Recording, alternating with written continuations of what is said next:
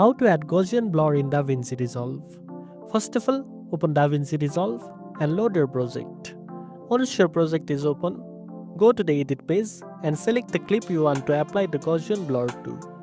Next, navigate to the effects library on the top left corner of the screen. In the open effects section of the library, type Gaussian blur into the search bar.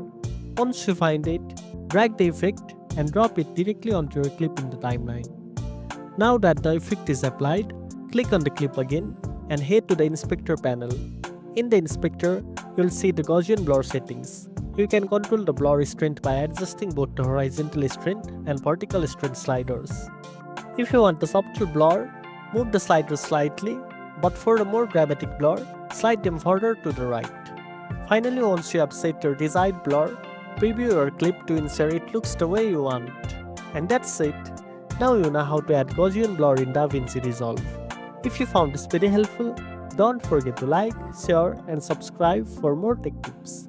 Thanks for watching and I'll see you in the next one.